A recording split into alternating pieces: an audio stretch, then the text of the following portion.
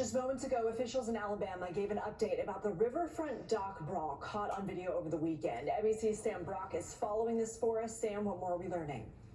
Right, so we just heard from the city, from the police department, the district attorney's office there, Lindsay, and it was characterized by the mayor of Montgomery as a reckless behavior that showed very poor judgment. There was an unfortunate incident legally, because so many of the questions here were, what will the fallout be from this legally? There is one person right now in police custody. Two others, Lindsay, are expected to turn themselves in as you see this brawl unfolding that was by the river in Montgomery about 7 o'clock on Saturday. As far as the charges are concerned, one of the people being arrested here, Richard Roberts, he is white, 48 years old, facing two outstanding warrants for assault.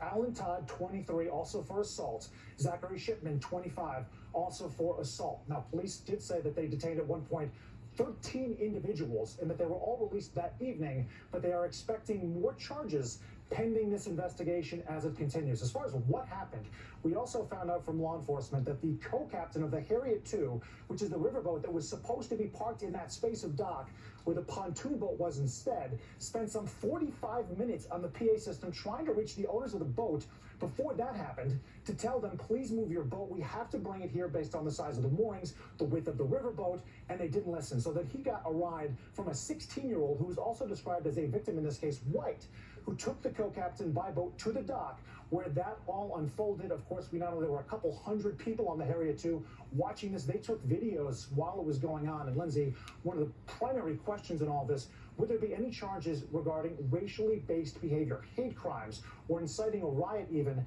Police did answer that and said despite the fact that there were gestures, obscene gestures that were made, words, taunting, they did not provide specifics on that front. It didn't meet the threshold, according to the FBI standards in Montgomery Police, for bringing hate crime charges. Here's what they said.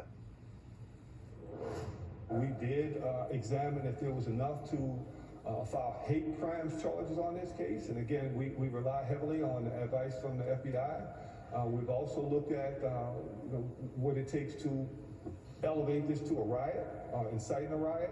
We've worked with our local district attorney, and it didn't fit the criteria for that. So the charges that we have pending on South 3rd at this time are appropriate charges. The police chief was also asked, was there anything by way of signage that was on the dock to indicate that the Harriet II should be parked right there? He said, no, there was not, but the area, Lindsay, was cordoned off, and it was clear that is exactly where that boat was supposed to be going. They're going to change that in the future, but really all parties in this describing what is a very unfortunate incident. Thankfully, nobody was seriously hurt.